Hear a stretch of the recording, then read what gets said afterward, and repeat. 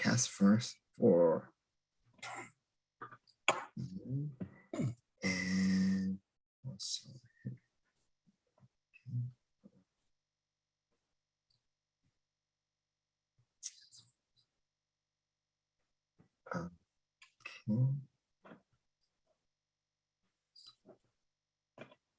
And all right, so the YouTube is on, and now we're gonna hit the record button to the computer. Okay, all right, so remember, this is being recorded, so anything that is going to be written or said in the chat, can be foiled later on. So Jack and Jeff, it's your show. Good evening. Jeff, you want me to just start it out? Very, very good. Great. Thanks everybody for coming. I'm Jack Subin with the Resiliency Committee, and I see some of our members are here. And I know Jeff is with the Environmental and Sanitation Committee. And this is a presentation by the Army Corps of Engineers. I frankly have not had a lot of time to preview it, but I recall about 2 years ago attending a presentation at the Y, basically outlining options for seawalls and protecting areas of New York City, for lack of a better term. I believe the people that are back tonight, Dr. Olivia Kackler and Bryce Weismiller of the Army Corps, and forgive me if I mispronounce your name, from the Army Corps of Engineers are here to present a presentation that I believe was done in, is it February of this year to Manhattan. So now they've taken their show on the road, and now they're talking to us in Brooklyn, specifically Coney Island, Brighton Beach, Manhattan Beach, a big chunk of shoreline, let's put it that way. So I don't want to take a lot of time, and I'm sure there'll be questions and answers at the end. Eddie, how much time are we giving them for this presentation? As long as it takes between 15, 20 minutes, 30 minutes, and then after that, questions and answers. Great. Queenie Hewling. I just have to get up early in the morning, so. Okay. Oh yes. So I'll turn it over to Dr. Kackler and Mr. Weissmiller. Please. Very good. Well, thank you. Let me just share my screen real quick here. Bryce, I just want to say something. Please call me Olivia, because this Dr. Kackler business is creeping me out. Also, thank you. Thank you, though. It was a very expensive proposition, so it's nice to see it recognized. But, you know, the other thing I wanted to add was that as Bryce goes through his presentation, I recognize we do use a lot of jargon and acronyms.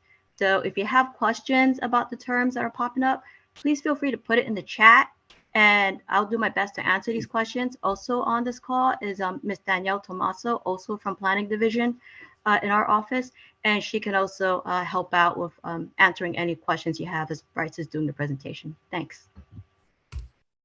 Thank you, Olivia. Hopefully everybody can see the screen all right. Good. As Jack had mentioned, we last gave a presentation to Community Board 13 at the YMCA there I haven't looked it up, November 21st of 2019, and shortly thereafter the study stopped because of the lack of federal funding, continued federal funding. So while it's been 2.5 years since then to now, a lot of the slides that I have in the slide deck, they are the same from the presentation we did a couple months ago on Valentine's Day to Manhattan Community Board 1, but I did throw a few of the slides in that we had from that presentation from 2019 because we're right now in the process of reevaluating a lot of and trying to refine a lot of the features that are in a lot of the alternatives. But while it's been 2.5 years, we haven't had a lot of time to do a lot of active study work over that time period. So I apologize if a lot of this seems the same as it was because of that. And the other caveat I wanted to mention too is that, you know, as the study gets further and further along, it seems like for every question we answer, 2 or 3 more pop up. So we'll probably have a lot more unanswered questions or questions that we can't answer yet than questions you might have that we can't answer. So apologize for that up front, but to the extent that we do have information that we can share, happy to, and hopefully can help to inform everybody about the study as we are resuming. So this is a kind of an overall summary slide that summarizes the study. It was one of 9 focus area studies that came out of the North Atlantic Coast Comprehensive Study that was done, that went all the way from Virginia all the way up to Maine, immediately following Hurricane Sandy's impact to the area. It identified 9 areas. This is the largest and most urbanized area. It's a study that got started in 2016. It was cost-shared by both New York State and acting through the DEC office and New Jersey. And it's also being done in full partnership with New York City. I think we have a representative online tonight from New York City, the mayor's office. It covers 25 counties, like I say, a huge area, 900 plus miles of shoreline that's highly affected. The graphic here on the left shows the study area. In terms of the funding and the pause for the study, initially we were approved to have the study be increased from what was the initial default of $3 million to $6 million and then to $19.4 million. And then we also had an approval from our Assistant Secretary of the Army for Civil Works to extend the study from 3 years, which is our default time period for a feasibility study, to 6 years. And then last year, we were able to extend that for another 2 years because of the funding, lack of funding that we had. So we were able to start the study again in October because the study had been included in the president's budget for fiscal year 22. And we were also lucky to receive just here a couple months ago, another $6.7 million in the Disaster Recovery Supplemental Appropriation Act that was passed after Hurricane Ida. So with those funds, we shouldn't, fingers crossed, hit any other snags in terms of having at least the federal funding as the study goes forward. We haven't gotten the implementation guidance on how the DRSAA funds are used, but that might make up the balance of what's needed for the study to be completed. So hopefully no more snags on funding. As we had presented previously, the study has several very conceptual alternatives, very large scale alternatives that basically blend between in-water storm surge gates, artist rendering is shown there in the bottom right of one in Jamaica Bay, as well as a lot of shoreline-based measures. And then there's residual risk features, induced flooding features, non-structural features, and natural and nature-based features where we can find them, where they're feasible to be used. So the plan that we're looking to come up with, we're looking to have it be a phased plan where we implement things that can be implemented quickly, actionable features in the short term. Some might need more study and design before they can be implemented. So those are more midterm. And then the features that are put in place, we need to design so they can be adaptable in the future if sea level rise changes or climate change makes things worse. So right now, our current schedule is to release a draft feasibility report to the public this summer. So that kind of summarizes the overall study, but to just go in a little bit more detail on some of these points. This is a graphic that shows the inundation areas. Again, this is a slide that we had used back in 2019. It's showing in dark blue basically the areas that would be flooded from what we call the 10-year storm event, 10% annual exceedance probability.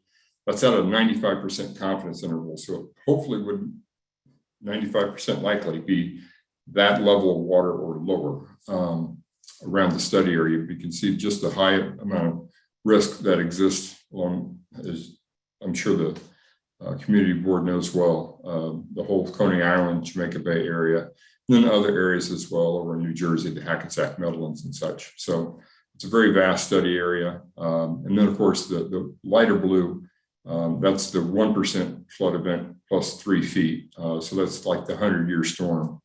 Hurricane Sandy was in that realm of around a 100-year storm, depending on the location for a lot of the study areas. So that shows just how much of a severe potential there is for that area. So, also another risk that compounds on this is, of course, sea level rise.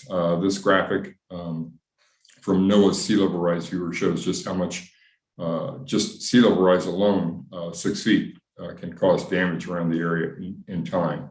Now, it's only the very worst projections that have 6 feet of sea level rise by near the end of this century, but nevertheless, it is in our projection, it's in the cities and states projections, and there are different probabilities assigned to it, but these damages that can occur from coastal storms are exacerbated greatly by sea level rise. Not only does it bring the water level up, so the surge comes in, but it actually makes the surge that you get from coastal storms bigger as well. So it really is a compounding impact. So two big challenges for the study as we go forward. This graphic kind of shows the sea level rise projections that the Corps has. The high projection is the red dots going up. The intermediate projection that the Corps has, which is about 50% more than what the historical is the light blue, and then the brown lower line is the historical projections carried forward. The red dots that you see in the bottom left of the graphic are the actual measured sea level. This is all at the battery. The study area is so large that sea level rise is actually different in different areas of the harbor, depending on how much subsidence there is in the ground, as well as the rise of the sea level. The dots that have little shading behind them, those are either the state of New Jersey's, the New York State's, or New York City's projections. You can see some of the projections. I believe this is a New Jersey projection, this highest one that has 10 feet by around 2,100. I think they have that as like a 1 in 1,000% chance, or 1 in 1,000. So hopefully never occurs, but certainly of serious concern when it comes to how it exacerbates coastal storm impacts to the region. The damages that we see now from coastal storms, looking at it on a very aggregate probability analysis for this region, has it about $3.5 billion of damage could occur on, taking into account the frequent storms, the infrequent storms, and the likelihood of them, combined with the number of structures that are at risk. This is using a model that the Corps has called HEC-FDA, which basically looks at the structures that are in the study area, which is over 270,000. What elevation they're at, what type of structure they are, what kind of damage can be caused if that structure is flooded by 1 foot, 2 foot, 5 feet of water, and then it aggregates it all together. So it's a very complicated model that comes up with these estimates, but it is very conservative. And it does track with a lot of other damage estimates that we have done in the study over the last few years when we're active through GIS analysis, looking at broader critical infrastructure and population effects. So the one thing, a couple things to point out about this is just from the intermediate sea level rise of 1.5 feet over the next 50 to 100 years, the damages that can occur go up by 3. But then if you look at the high projection, the damages can go up many, many times more, which speaks to just how much density of development there is in the area and just how susceptible it is to coastal storms going forward in the future. Of course, as exacerbated by the sea level rise. Right now, we use a 50-year period of analysis for our economic, but we do use a 100-year planning horizon. So we do try to capture those high projections in terms of how we design our features, because as I mentioned earlier, we might build it for the interim sea level rise, but we want to make it adaptable. So if it does start trending more towards the high projection, whatever's put in place can be easily modified to address those higher sea level rise.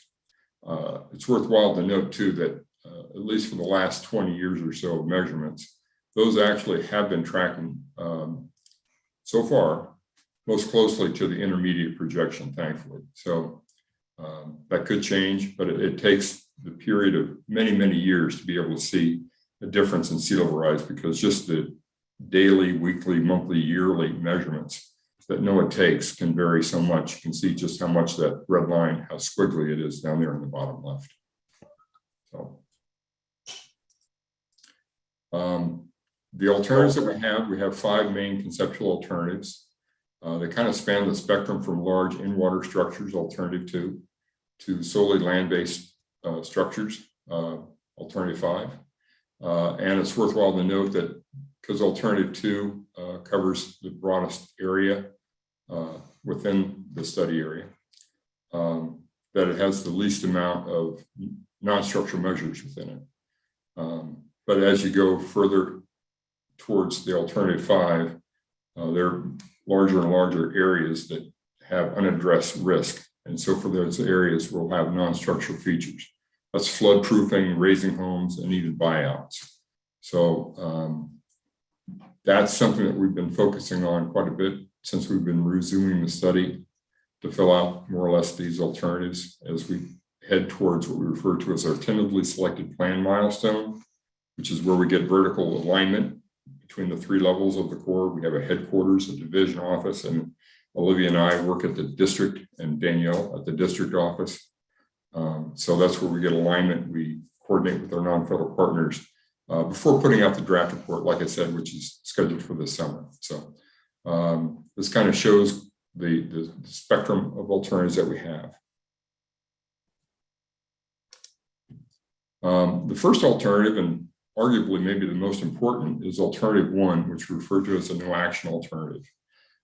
This basically tries to take into account everything that's been done to address coastal storm risk or is going to be done in the short term, so that we don't claim damages to these areas that are being protected by these other projects.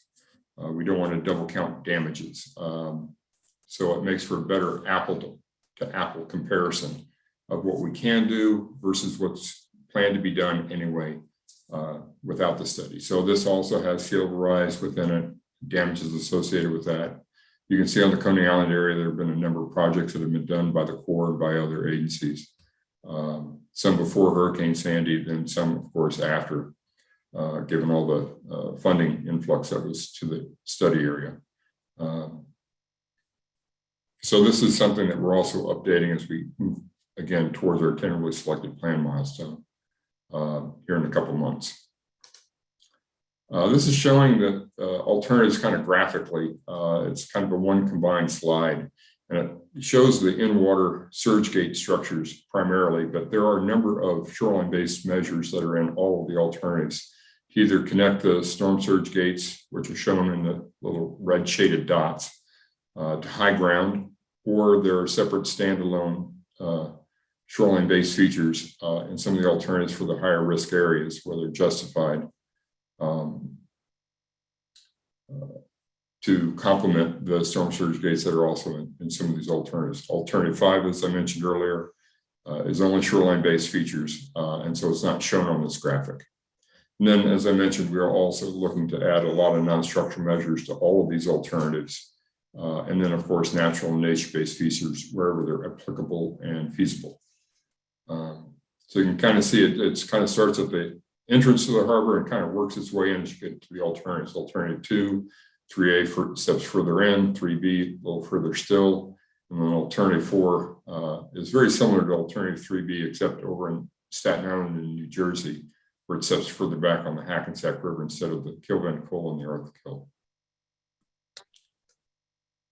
This is kind of a zoom in of the features. Let me just go back up one page.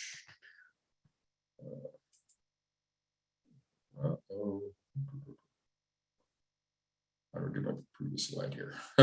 Hold on a second.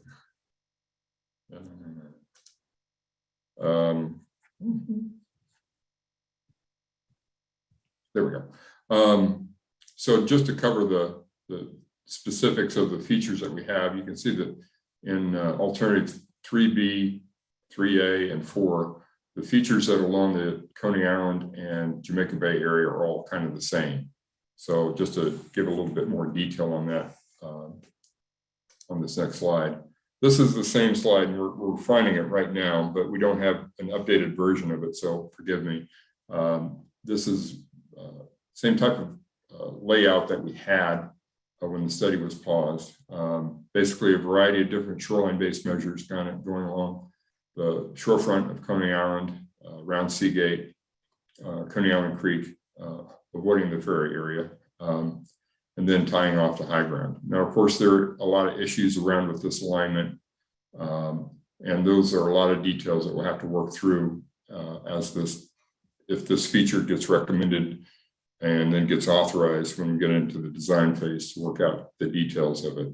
For right now, the main critical aspect of it for our formulation purpose is to have a reasonably good cost estimate for all these different features and the different alternatives. It's worthwhile to note that the study's been focusing a lot on storm surge barriers, because the storm surge barrier, for example, on this feature that goes along southern Brooklyn and Queens, the storm surge barrier itself costs about 3 times more than all of the land-based measures that you see on this figure. So, and that includes modifying the Rockaway Peninsula beach project all the way to where it ties up to high ground at Nassau County. So storm surge barriers cost a lot of money to build, which is why the study's been focusing on them initially, but soon we'll be getting more focused on the landside measures, either residual risk measures or some of these as the study moves forward. There are a lot of unknowns that we have in the study right now. Sea level rise, I talked about earlier, the period of analysis that we use is 50 years. But of course, anything that's put in place is going to be there pretty much permanently through the future. So making it adaptable is very critical. There's new requirements that we have now to look at other, what we refer to as the different accounts for economics, critical infrastructure and other things. So environmental justice, disadvantaged communities weighs heavily with the current administration. So we're looking to do a little bit more refined analysis on that as well.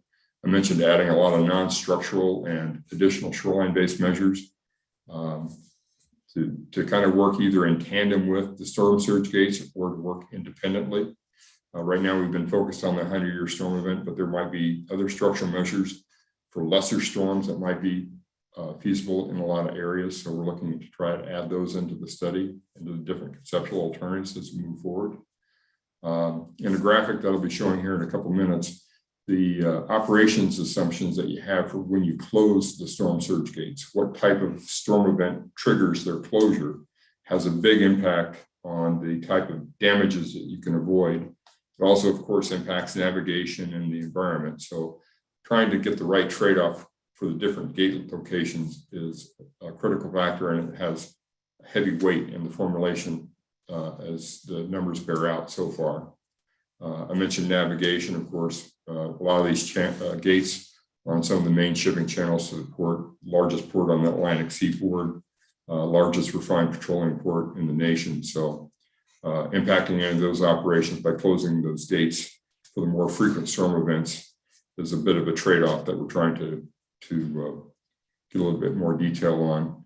We've done a lot of hydrodynamic modeling, both for ambient conditions when the gates would be open, to see how that would affect tidal exchange, tidal prism, as well as when the gates would be closed, to see if that would cause induced flooding elsewhere. A lot of that would be, you'll see in the draft report that we released this summer. Trying to add on, as we add on a lot of these shoreline-based measures, there's a lot of real estate there, and real estate, as everybody knows in this area, is not a cheap proposition. So we're trying to factor all of those costs into our estimates. Environmental and cultural mitigation costs, not just the direct costs, but indirect costs. If we cause a change in the tidal prism in a particular bay or river, how does that affect the broader ecology? So, trying to do mitigation for that. Some of these areas has been evident with some of the higher rainfall events lately with post-tropical depression Ida. There's a lot of interior drainage challenges in this area. So trying to factor in, wherever our project would the features would exacerbate or impact adversely interior drainage systems, we have to compensate for that. So there's a lot of costs that could be folded into the alternatives from that. And then previously on the study, we had been using a lot of parametric type cost estimates, as opposed to a quantity design-based cost estimate. So there's a lot of uncertainty with a parametric cost estimate. So we're trying to refine that by actually having some design informed cost estimates going forward. So these are a lot of the big factors that we have that are going to affect which plan gets selected. We don't know which plan right now is going to be selected. These numbers are, as I mentioned, these are from a couple of years ago. And at that time, we were looking at doing a present value comparison, just for simplicity's sake, between the different alternatives. You can see that the alternatives that we have, the outer surge gate, that large barrier, has by far the largest cost and also has the largest construction period, which doesn't, there's cost for having a long construction period in our analyses. But you can see that the net benefits, that is to say the damages that that barrier would prevent, minus its cost, that we still have all these projects have a positive net benefits. Which is good, which I guess it's good in the sense that it justifies the project, but it's bad in the sense that there's a lot still at risk, even with all the dozens and dozens of projects that have been and are being put in place to try to address coastal storm risk. There's still a lot of risk left in the study area. So something needs to be done. And we're not going to be coming out with what we think has to be done. We're just going to be coming out with what our tentative selection is that tries to maximize the net benefits. That's really the primary driver. There's two critical criteria that we use for plan selection: environmental acceptability, and in that regard, I'll speak to this later, but we're taking the very longest environmental evaluation process that allowed under the National Environmental Policy Act for this study. And so we're very early in that process. We haven't come out with our first draft EIS, and it's a tier 1 EIS. So there is a tier 2 EIS for the more complex features. So we're not saying that any of these alternatives necessarily are environmentally acceptable, but that is a major criteria, of course. Being able to mitigate for any of the adverse impacts, as well as, of course, minimize and avoid the impacts altogether, is always, a challenge on projects like this.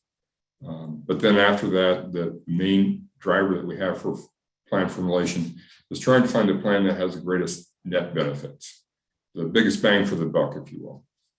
So that's where we're trying to get a lot of refinements as we get to our tentatively selected plan milestone. This is that same data kind of showed graphically, but it also provides a little bit of a better understanding on how the operation of the storm surge gates affects the damages that those gates can avoid. The yellow bars in front basically are operating the gates whenever we see a 10-year storm event approaching the region. We assume the gates are shut and that there's no damages behind the gates because of them for the 10-year storm event. Whereas the purple bars in behind are as if we were to close the gates for any 2-year storm event. So a much more frequent storm event if we were to close the gates. Now, the gates that we have on some of these larger alternatives, alternative 2 and 3A and 3B, are on the main shipping channel. So we don't think those gates could be closed for the 50% annual exceedance probability or the 2-year event. It's unlikely that the port would, be willing to have the channel shut down for such a frequent storm event. So it's for that reason that we think that the alternatives 3B and 4 might be the ones that are closer to being the winners, if you want to say, of the 10 plan selection as we go forward. But that's very preliminary right now, and there's a lot of work that we have to do to get to that point, and is underway now. Speaking of the environmental considerations, we do have a tier 1 EIS that we're drafting now. There are a lot of different considerations that have to be brought into that. We're looking towards characterizing on a qualitative basis a lot of these type of impacts, habitat loss and change. This can be not just at the location and where some of these storm surge dates are, but farther afield. So could have some broader mitigation requirements if it's environmentally acceptable to begin with. Transportation, it's the largest port, as I mentioned. A number of endangered species utilize the port or the estuary. Air quality from the construction of the project.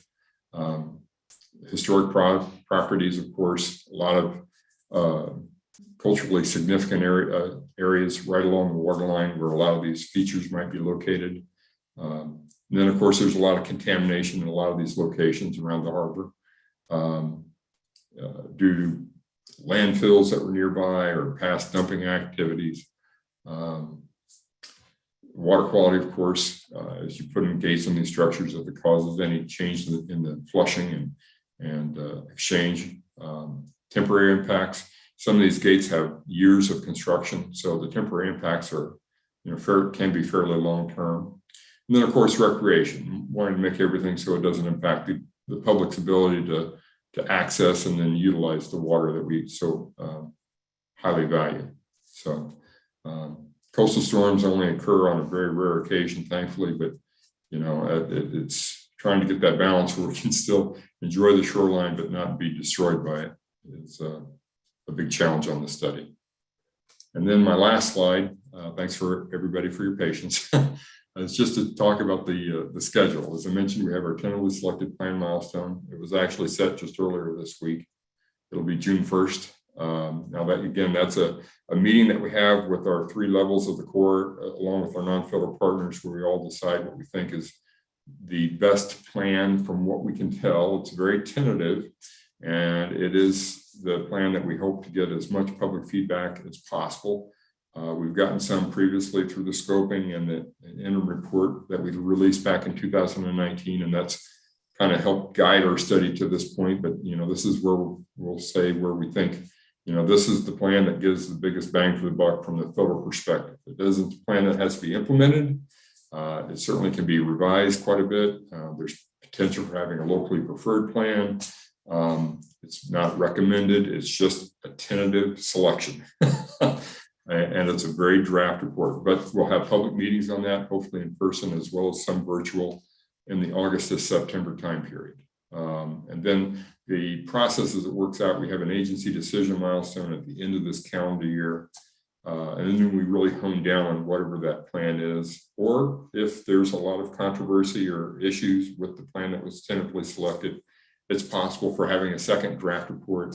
Hopefully we don't have that, but if we don't, we hone down on the plan that was selected, try to address as many of the big question marks and develop more feasibility level designs and evaluations on that plan to come up with a final report, which would be in the early 2024 time period. And then ultimately the study is concluded by what we refer to as a chief of engineers report, which is our chief engineer in headquarters writing to Congress what we think the best recommendation is for addressing coastal storm risk for the study area. And then it's up to Congress to decide whether they give us authorization to construct that project, funding to design it further, and then the time to construct it. It's a very long-term process, but for projects of this scale, it's necessary. And of course, as we can identify and implement things quicker, the Corps has some authorities that we can use to do that.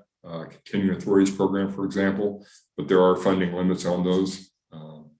But then once we do get construction authorization following this chief of engineers report, we might be able to implement some of the lowest hanging fruit, the short-term alternatives or features that I was talking about on that first or second slide, hopefully more quickly, the actionable features, as I mentioned it. So that's it. If there's any questions, be happy, or Olivia, I, or Danielle would be happy to try to answer them.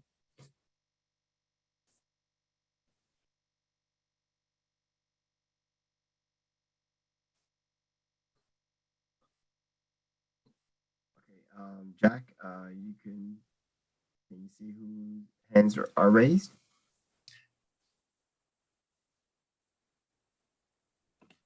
If Eddie, not, can you do that again? okay, let me just announce, we have Jeff and Ida first, and then we have Pam Pettyjohn, and then Christopher Greif with questions. Jeff, Ida? Hi, Bryce. It looks like your plan involves a lot of hardening the shoreline around here.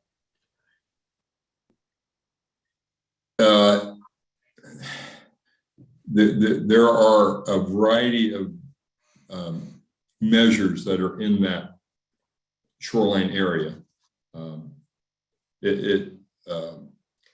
Right now we're using the 100-year storm event for our design, and given the level of that storm surge for that area, there really isn't any natural or nature-based feature that can address that type of storm risk.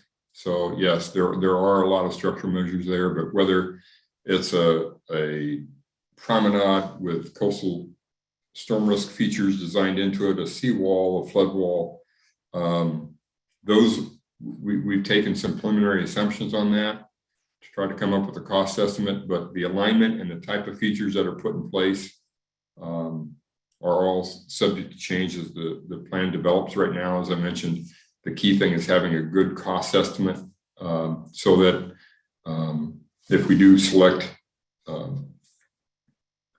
plan with those features, that we can make the modifications to make it more suitable for the communities in which they would run. But you know that they're aside from trying to do non-structural approaches for thousands, maybe tens of thousands of structures, structural measures are about the only way you can address it.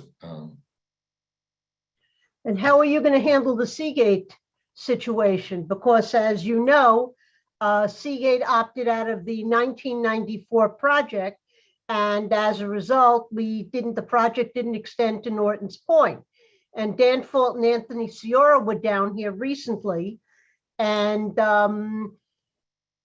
basically they said, well, we made the beach wider on West 37th and the project had to end there. And that's why we have this whole problem here with sand in the wrong places. And it seems like all of the emphasis has been on, the poor homeowners in Seagate without looking at how the sand is affecting the rest of Coney Island. And this is the sort of problem that we get into around here because we have a private gated community at the westernmost tip. So has anyone thought about how that's going to work out? I mean, are they going to get a free pass on this one too by opting out of the project and still getting the benefits of this publicly funded project without providing public access? That's an excellent question, Ida. I don't have the answer to it. Right now, we're just trying to figure out, irrespective of politics and irrespective of that issue, public access, where would it make most sense to try to protect as many structures as possible? Yeah, because we've still got a problem on the Coney side because they opted out of the 94 project. Yes. So that creates a problem for the rest of the peninsula as well. Yes, you're absolutely right. And I think we'd have to rely heavily on the views that we receive from our non-federal partners on this, the state and the city. Ultimately, we don't build anything unless there's non-federal sponsor support and congressional authorization and funding. All we ever do is just make recommendations. So those are very difficult questions. And, the Corps has a very strong policy about having public access where we build beaches, which is how that 1994 decision came as it was. It's still an issue that'll have to get resolved. And they wiggled out of it by getting the T-groin. So this is real. At some point moving forward, this is going to have to be resolved. I I don't disagree with you personally, Ida, but it's something that will be resolved at a pay grade far above mine. Agreed. Thank Okay, you. okay, I just want to ask Bryce, the resiliency for the boardwalk, you said that it's going to be raised? It has to be raised up? Raise I believe so. Do you have any idea how much it has to be raised? We do have that information in the designs, and I apologize, I don't have that detailed information right now. But I want to say that the storm surge in this area is in the 15 to 20 foot range, but I don't know what the elevation of your current boardwalk is. 13. 13 13. NGVD. Yeah, So but it's- because the storm surge, when it comes onto the boardwalk now, is exacerbated by concrete, whereas where it was with the wood took the water, Slowed it down. slowed it down through the slats. So, Okay. and they're talking more of putting the plastic on top of the concrete.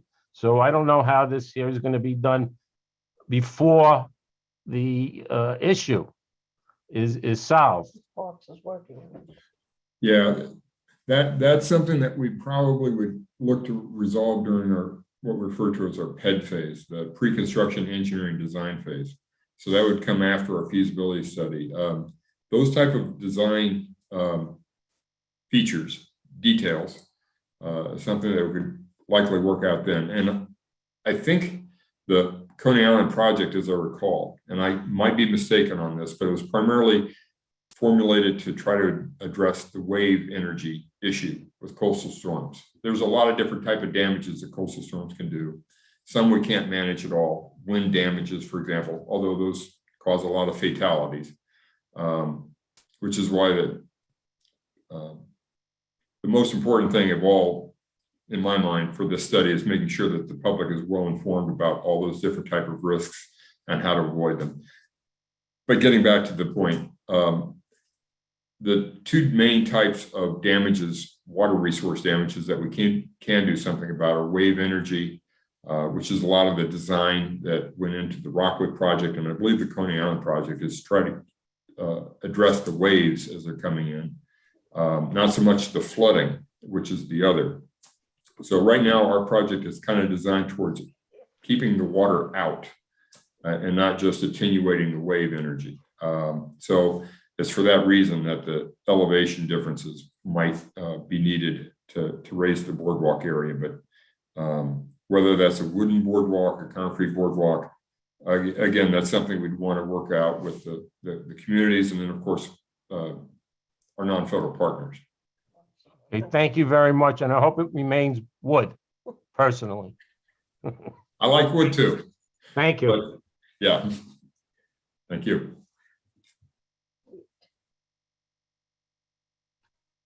Next, we have Christopher, Pamela, and then Lolita. Christopher. I'm here. I thought I was Pamela was supposed to go. Okay.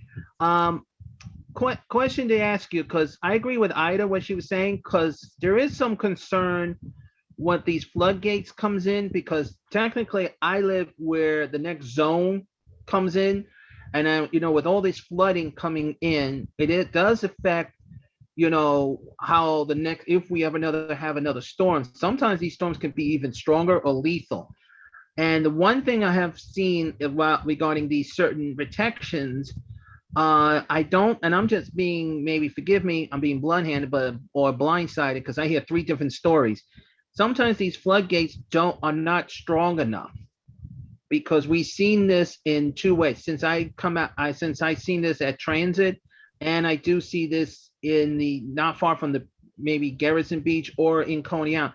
I do see them getting a little more, even breaking them down.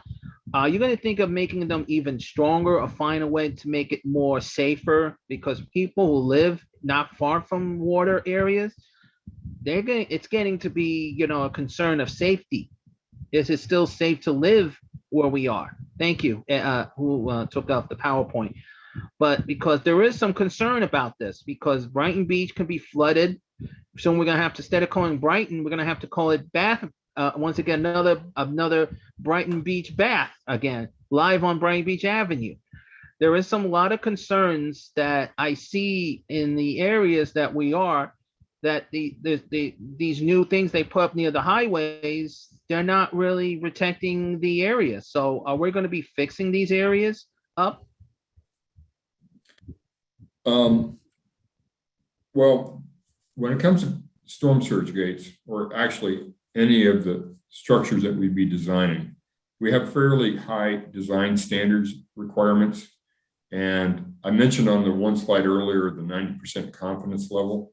That is to say, we design not just for the, average 100-year storm event, but a design standard that's beyond, that's encapsulates 95% of what the 100-year storm could do. And then there's safety factors put on that. When it comes to the storm surge gate type structures, which would be across the Jamaica Bay Inlet and Sheepshead Bay, those are actually designed so that if a worse storm than what we designed for occurs, that they just can be overtopped. So they can't fail. Now, the one risk that you have with shoreline-based measures is if they get overtopped, it can cause flooding pretty quickly from that, because there's no place for the water to go except in people's homes and basements. Storm surge gates do have a benefit that there is usually a bay behind them. So even though the storm that's designed for, that we designed for might be exceeded, a lot of the areas behind storm surge gates and then the tie-in structures that would be connected to them along Coney Island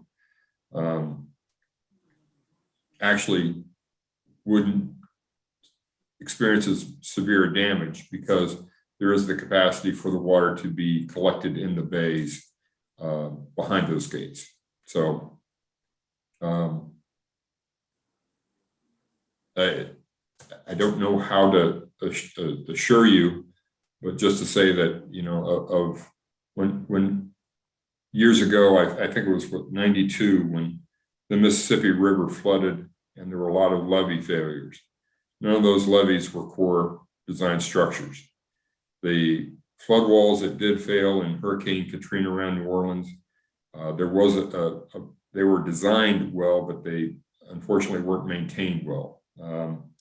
And that, the Corps did take responsibility for lack of oversight for that, but it's the design of the structures themselves is fairly robust. Hey, Bryce, it's Olivia. Can I add on to your response to Christopher's Of course, question? Olivia. Thank you. It's so Christopher, our assumptions are especially for this draft report that's coming out this summer, are super robust, like Bryce mentioned, and there's a lot of redundancy. To be candid, our concern hasn't been whether this will work. We are pretty confident it's going to work. Our concern is at the scale that we're looking at, it could be so massive that it really affects the quality of life for the people who are living in the affected areas. We're talking about, the tie-ins for these gates are going to be like 15 to 20 feet high above grade, and that is a really serious trade-off that your community has to think about. The other thing that I want to reinforce, Bryce mentioned it, is that the elevations that you're going to see in a draft report, we use those to be able to cost out an alternative and calculate benefits, but that's not going to be the final elevation. You're going to see another change for the final report when we try to maximize the net benefits. And then, as Bryce mentioned, you're going to see yet another change as we actually move into design and they incorporate more of the ground investigations, to say, hey, can this area support a, 15-foot high wall, or does it actually sink? And do we need to overbuild by, to 16 or 17 to let it settle, for instance? Those are the kind of details that we work out. Thanks. Thank you. Thank you. Next we have is Pam Pettyjohn, then Lolita, and then. Yes, and- okay, thank you. My name is Pamela Pettyjohn. I'm a resident here of Coney Island. And Mr. Weissmiller, thank you so much for coming to the community and giving us this presentation. And I want to commend the Army Corps for looking at different communities or neighborhoods and seeing that they are unique and not exactly the same. There's not one solution for every problem. And I see that in this report. I see that there's green infrastructure, there's soft infrastructure, there's hard. One of the things that these were some of the issues that we had with the last study. It was like, basically it was an overall, and it was supposed to be one size fits all. There are 9 regions, you said, there are 9 regions in 25 counties that this new project, this new study, it covers. Do you have that map so that everyone here can see? To my knowledge, I did take a look at it, and in Brooklyn, we have, there's New Jersey, Staten Island, but in Brooklyn, there's only 2 regions. I believe you're calling it West Brooklyn and North Brooklyn, which is, North Brooklyn, I remember, is Brooklyn Bridge Park, and then of course, Lower Manhattan. But I thought I saw your November 2019 conceptual feature for Coney Island, but that was part of the study that was, just to say, it was shelved. It was no longer. I didn't see where any of Southern Brooklyn was a part of the study. Out of the 9 regions, Southern Brooklyn was excluded. So I just heard the young lady that I'm sorry, I don't remember her name. She said not to call her a doctor. She said that there were going to be some changes in the report. So what I'm asking is, will Southern Brooklyn be a part of these changes and be included in this study? I understand that you're looking at critical infrastructure and you're looking at much wealthier neighborhoods. But we kind of feel here in Southern Brooklyn, not just Coney Island, but all of Southern Brooklyn, that we are the first line of defense. If we are protected, then that will protect the communities that are further inland. And so far, I really admire this new study because, like I said, some projects are almost shovel ready. They're short-term, long-term, and midterm. So it looks like there's going to be a consistency of work done. But I see that all of Southern Brooklyn has been excluded from this study. Is there something down the line that where Southern Brooklyn may be included? You may have a 10th region, or are there any plans to protect us at all? Thank you. Thank you, Pamela. Southern Brooklyn is absolutely part of the study area, and there are few, if any, areas that have higher coastal storm risk remaining or more concern to the study team than that area. The plan that we have has, in a number of alternatives, a pretty expansive line of structural measures from Rockaway Peninsula, covering storm surge gates across Jamaica Bay, and then tying off through Coney Island up to the high ground at the Verrazano Narrows. That's not to say that that's the solution that has to be done, but to try to do non-structural for that area would be an enormous challenge and wouldn't be nearly so effective, we don't believe. The one thing that we can say with fairly high certainty is something needs to be done. And I know I'm kind of preaching to the choir on that point. The people on this call know that risk far more than I do, having gone through so many coastal storms in the past. But, to the extent that we can identify something that's workable, that is our goal. We do not want to do a study that ends nowhere. We want to get to a solution that can be supported by the state, supported by the city, by the communities, and can address those coastal storm risks because they're not going to go away. They're, if anything, only going to get worse as time goes on because of sea level rise and other confounding factors.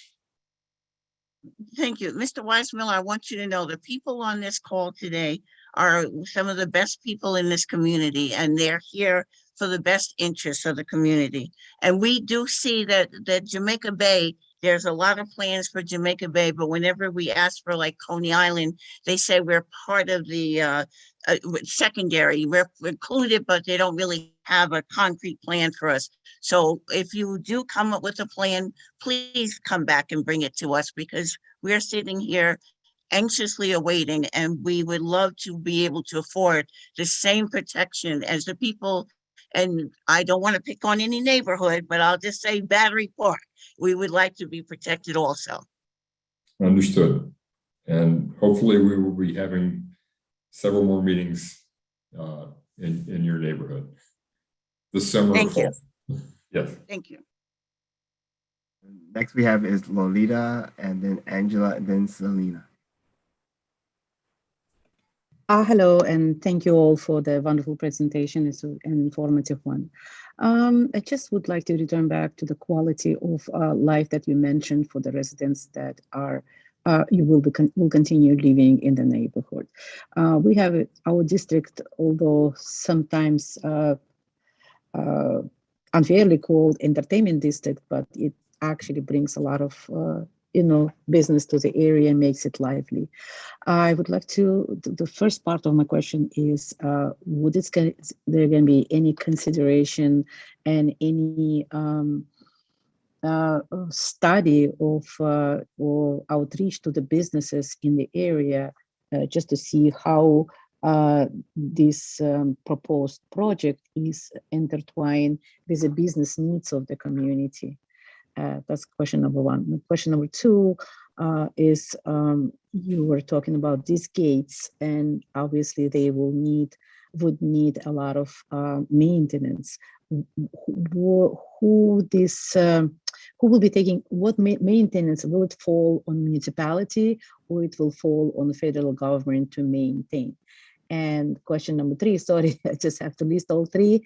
Once the study is completed, and suppose you get the money to make it to proceed with this, how long? What is a timeline for the project to be completed? Okay, so addressing businesses' interests.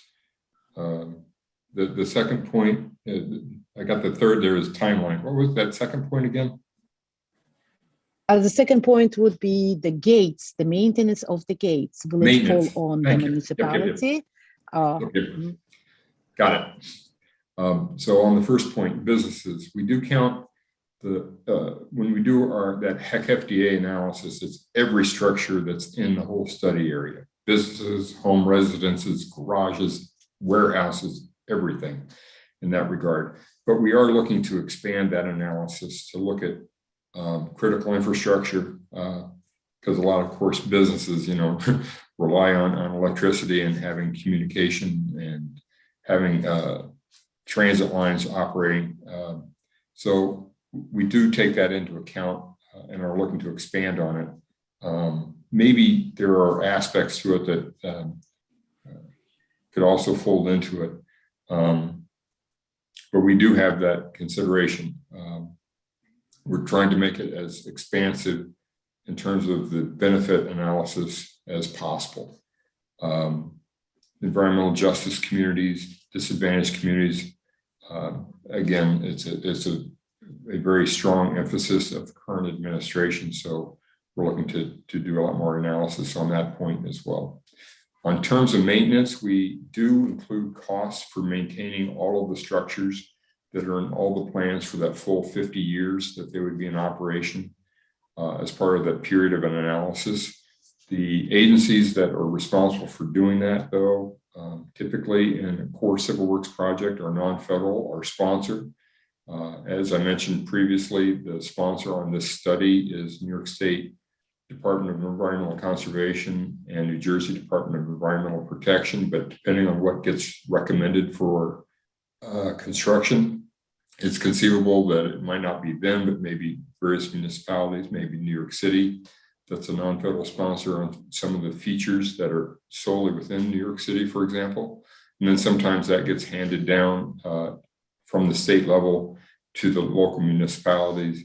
My understanding is that for features that would be in New York City, it might be the New York City Office of Environmental Emergency Management that might operate these structures and maintain them over time. But that's presumptuous right now. It depends on how the study works out. Oh gosh, now I lost the third point. A time period to build construction. So the Chief's report is scheduled right now for June of 2024. Following that, we have to get construction authorization from Congress. That can sometimes take a year or two.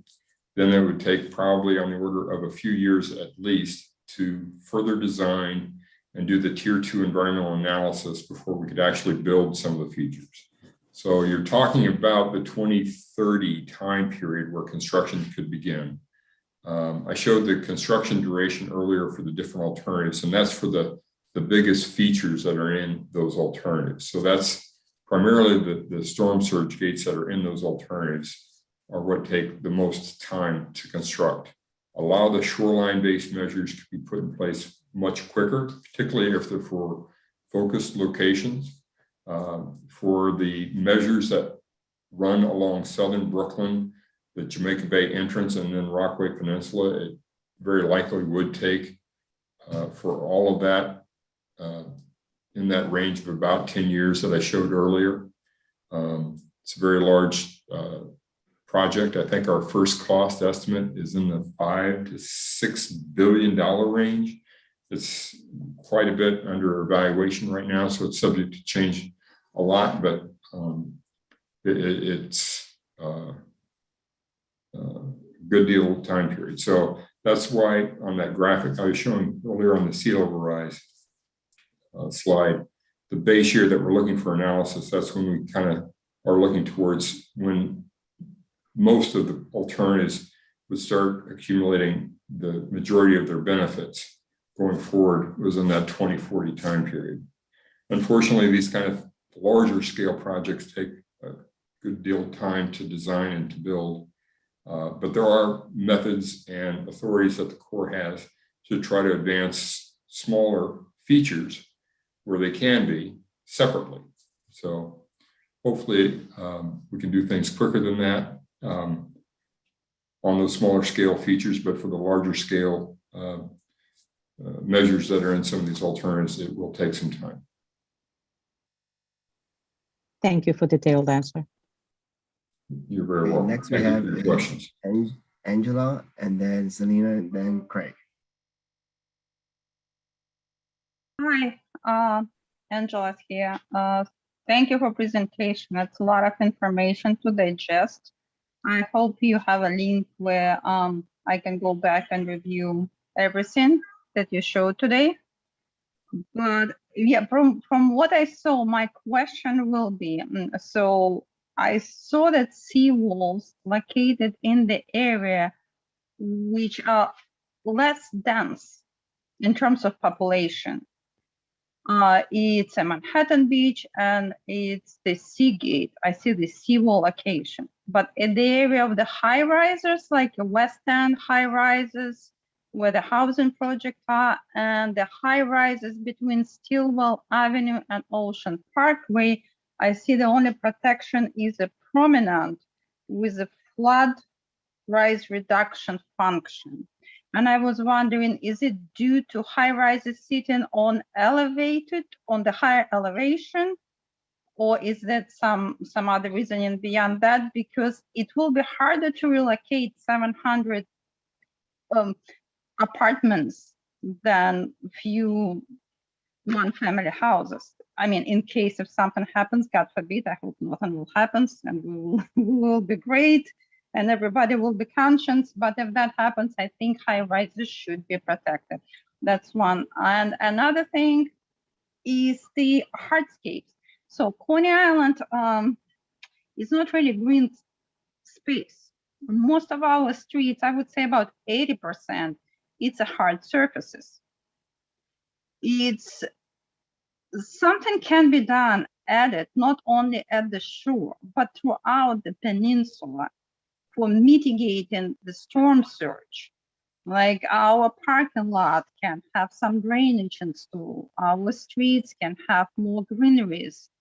We could have more park area. That's all will be helpful in the future. That's all helpful during the rain season, and it will protect us. So if you could study that possibility, that will be great for our ecology, for our health, and for maintaining the sea level. Okay, let me see if I can get those. So the different type of features that you saw in that graphic I was showing earlier, the promenade, it was basically to try to keep the existing usage for those areas as it was. So the promenade with coastal storm risk management features is basically having a buried seawall in a lot of these situations underneath the promenade. But those type of details would need to be worked out further in this after we get through the draft report and the going to the final report and then the design phase. Right now it's very conceptual. Again, it's just trying to match for it, but the elevations would have to be roughly about the same because we're all trying to hold the same storm surge at bay. In terms of your other point, to the extent that any of these structural measures along the shoreline cause difficulty for dealing with the interior drainage, the water in the parking lots and such, we have to factor in those costs for addressing those adverse impacts of dealing with the interior drainage. Now, normally interior drainage is a non-water resource, non-Corps of Engineer responsibility, something that the municipalities have to deal with. So that's something we would have to coordinate with New York City DEP that manages and owns that infrastructure to make sure that it works in concert with the measures that we have outlined. And then if there's improvements that are necessary to be made to that system, irrespective of our project, that's something that DEP would likely have to deal with. But to the extent that our project exacerbates or adversely impacts the interior drainage, we have to fold those costs into it, which is why on that prior slide, we have the dollar sign with the B. It can be in urbanized areas like this, very high expense cost. So it's one of the big variables that we're trying to hone in on as we get towards our tentative selection. Did I get all your questions, Angela? Mostly. I didn't know what can be done about high rises, protecting high rises, but I understand your need to cooperation with the civil engineer and with the city on the interior drain. The second question you answered. I understand it needs to be worked. I mean it's a pity that every agency works on its own issue, but yet it's one issue. So it's great if you can work together, because you can't separate. The storm doesn't care whose agency is in charge of that. Once you put your wall, the water will be inside, and then you can't say, oops, not our problem. Let's city civils to work on it. So and it's probably makes your projects less expensive as well. And so yeah, protection to high rises. That's what I'm thinking about. Because like one example, we have New York Aquarium. The city invests a lot of money to build the storm wall around New York Aquarium. It's great. We're caring about sharks, right? But right across, there are buildings, high rises, and nothing is done to protect people. So that would be great to think about the residents as well as sharks. Sure. When it comes to high rises, a lot of them have undergone a lot of non-structural measures following Hurricane Sandy. And certainly those type of measures are great, even if they're behind some of the structural measures we're doing. That type of redundancy for those type of facilities certainly makes sense, and that it might be something that gets folded into as once we kind of decide on a conceptual alternative, whether there are additional measures that are needed to deal with either residual risk flooding that might occur, or non-structural measures to just give an added layer of assurance for critical infrastructure or for facilities like that. There are a number of programs. The Corps of Engineers is not the only agency that can provide assistance on trying to protect different critical buildings, infrastructure, and things of that nature. So trying to address that risk as we move forward is certainly something that we need to consider.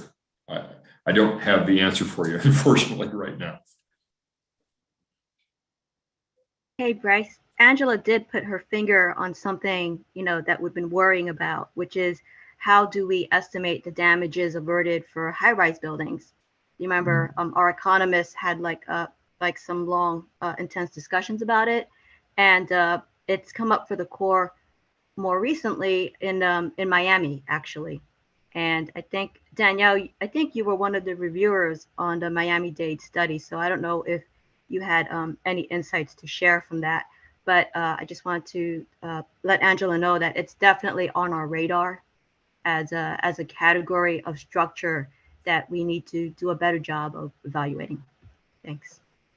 Thank you so much. I'm looking forward to see more program to high rises, because usually all the program targeted to the 1-2 family houses, and high rises left to some. Anyway, so yeah, thank you. You answered my question, and I'm looking forward to more program. All right. Next we have is Celine, and then we have is Craig Hammerman. Good evening, everyone. I want to thank you so much for the presentation. It was very informative and certainly a lot more information than we had received previously when we first started discussing this. I commend the fact that the environmental consideration is being looked at, because I think that's very important. We talk about this often, about air quality and about our wildlife and other issues that surround this particular area. When it was mentioned about the quality of life for the areas as this is being built, with I believe Olivia, and my thing is, I live on Bayview Avenue, and we have that perimeter. It affects everyone. We know that this is a situation that needs to be addressed, but when we talk about it too, we also want to make sure not only are we talking about how it affects the businesses and other places, but those people who are directly in front of it, how will it affect them? And I'm hoping that going forward, as we continue this conversation, there'll be a lot more details, a lot more consideration given, because we know that there's people that's going to be closer to it than some others, but it's going to affect us all. So I'm hoping that we can get a little bit more information, continuous information, not just one, because we never know as this process starts where it's going to go and the particulars of it, because things happen as you start to build. Sure. So, yeah, I'm very hopeful for that too, and having a project that doesn't adversely affect the environment is absolutely critical. It's difficult to build projects in an urban environment like this, and so we would be looking to work with our non-federal partners very closely as the study moves forward to make sure that we have plans that are implementable in that regard. The real key, though, is we do need to come up with, and when I say we, I mean, not just the federal government, not just state, city government, but all of us need to come up with a solution for how we're going to deal with these risks, because they're not going to go away. They are going to remain and get worse, unfortunately, as time goes on. So we are a little bit, we have a lot of study work going on right now. So the presentation that we gave to you now is kind of what we can share based largely on what we had done before the study stopped. But when we come out with the draft report this summer, I assure you it is going to have a wealth of information. Hopefully we can condense it down so that people can kind of understand it all. But if there are questions on any of the particular features or more detailed analysis that we have done on air quality or any of these other measures, it will be contained within that draft report to the extent that we can bring as much of the information that we have to bear.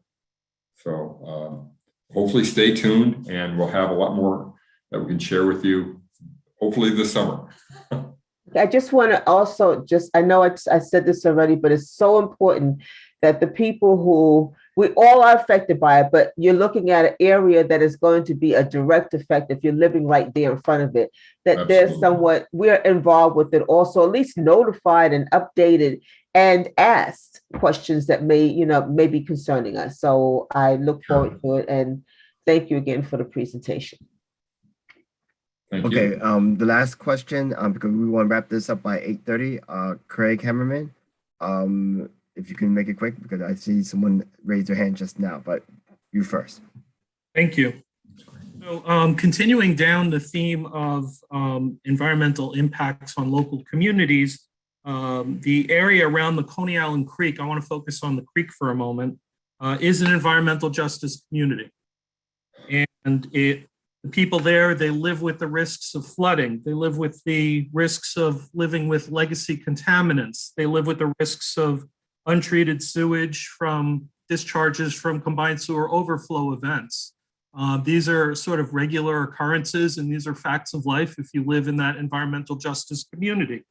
As you know, EPA and others on this call, the EPA is evaluating this area for potential Superfund listing now. When the creek floods, here's my concern, the water quality from the contaminated sites at and in the creek will spread through the community.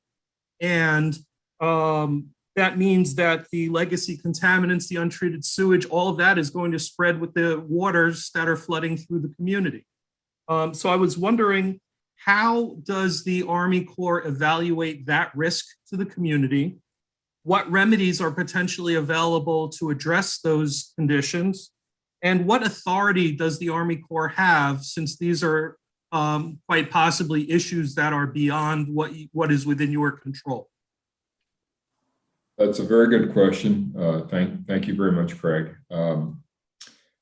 When it comes to existing contamination and the risk that you described with the floodwaters carrying them into the community, that's kind of captured within the alternative number one, the no action alternative. So if we don't do anything, those risks exist. I certainly endorse your concern about that area and those type of impacts to that environmental justice community. I certainly hope that the efforts that are underway by EPA, and we do follow those efforts, are successful and clean up that area. But we do assume, as part of our, again, coastal storm risk management project, that areas where we might have some of these features that do have contamination, it's kind of a requirement that those areas are cleaned before we do our project. So we didn't cause the contamination or some of those impacts, and we certainly don't want to impede those areas being remediated by whoever the agencies are that are trying to pursue and clean up those areas. But that's one of the things that we kind of hope to see get remediated prior to our project being constructed. It's kind of a requirement. That being said, yeah. So we are actually looking at that, the issue that Craig described under other social effects. So, you know, as we've gone out in the public before, we described how we calculate benefits under national economic development, which is basically how we grow the GDP. But what Craig described doesn't neatly fit into our NED, National Economic Development calculations. We can tell you that under the Biden administration, there has been an increased emphasis on EJ communities and disadvantaged communities. And we're having to put more thought into how this factors into our plan selection. So what we can do is if, say by Coney Island Creek, we find an alternative that doesn't quite do so well when we're looking at a benefit cost ratio, then we can also explain that if we look under other social effects, doing something here, assuming it's cleaned up because the Army Corps can't do anything if there are contaminants, would have this benefit to the community of reducing their contaminant exposure, and that would allow it to move higher up in the priority. Yeah. It's quite possible that the project, if we hold the waters out that might be polluted and contaminated, that we could claim additional benefits from that. That's an excellent point, Olivia. Thank you. Okay, so I might have missed this somewhere along the way, and I'm starting to take this in. Please, we're lay people here. So what exactly are the options that are available to us that the Army Corps can help us with as far as doing the actual remediation of the creek?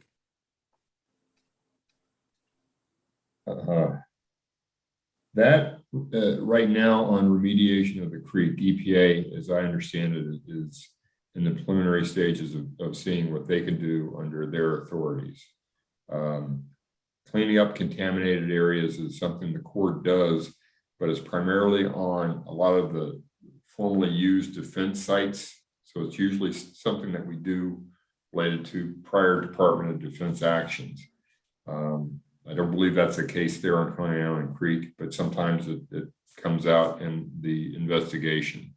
But as I understand it now, EPA and maybe the state environmental Department of Environmental Conservation or the city would possibly have lead on that more so than the Corps. Okay, I see Charlie right now. Hands raised. Charlie, I'll give it to you because you're a Coney Island person. So real quick. A real quick question. This is just a quick question about the mechanics of floodgates, which is one of the options. If you close floodgates at the entrance to New York Harbor and you're at high tide and it's a rain event and you have the Hudson River flooding at flood stage, coming and opposing floodgates, supposedly protecting a storm surge. How does that work when you close a floodgate? It seems like there would just be catastrophic backdoor flooding everywhere in New York. If you close a floodgate, I mean, if it's the Coney Island Creek or like the proposal to put it across the mouth of New York Harbor from Breezy Point to Sandy Hook, you have so much water and energy coming in, it's just going to flood everything in New York. So how can that even be a viable option? I don't understand how that works. It seems like passive flood protection works better than mechanical because of the obvious things. But how do you even propose? Like Sandy, that's what happened. Something happens at high tide, the Hudson River is flooding, and then you have these two opposing forces and it just comes in the back door. I don't understand how that's even proposed. Well, there are, we have looked at this, and there's several points that I'd like to make, and I'm sure I'm going to forget about half of them, so I apologize for that. But be a short answer. The gates wouldn't be closed at high tide. They would very likely be closed somewhere as the storm is approaching on the low tide cycle to create capacity in the bay behind the gates to capture some of that inflow from the rain that occurs. That being said, the timing of when the storm surge comes in and when the rain comes down through the rivers into the estuary are not usually coincident. There's usually a lag time between the two so that we can close the gates at low tide, keep the storm surge out while the rain is falling, open the gates because the storm surge has passed, and then the water can be discharged. That being said, New York Harbor is a very unique harbor around the country and maybe around the world as well, because it has so many entrances to the ocean, either through Long Island Sound and the East River or through the Atlantic. So there is also the ability, and we haven't gotten to this level of detail yet, but there could be the ability to sequence or orchestrate the opening and closing of different gates at different locations, so that the surge is kept out when it's coming in on one door, while another door to the harbor is left open to let waters flow out. We do see that in some of the modeling, that there is probably a high likelihood, because on some of these alternatives, for example, alternative 3A, it has a surge gate on the Arthur Kill, on the Verrazano Narrows, and on the Throgs Neck. So you might be able to orchestrate those. That being said, for the Southern Brooklyn community, there's a number of surge gates in Jamaica Bay and then the Sheepshead Bay. It's possible that if there is a head difference where the water outside the gate is lower than behind the gate, that you can open those gates, let those waters out. Some of the gates that are in the design in these structures don't take hours and hours to open. They can be done in minutes. So there's an orchestration that could occur with the inflow and outflow, but we have to be able to, yes, be able to keep the surge out, but not cause flooding from behind. And who's operating the gates?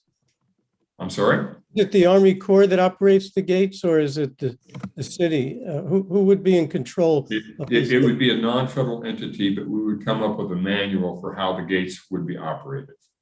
That would be part of our design, is to say how the operation, depending on where they are and the specifics, we don't know any of the details of that yet, but how they would be properly operated through the project life. And then, it's conceivable that the storm that triggers their closure, that event might change because of things like sea level rise in the future decades.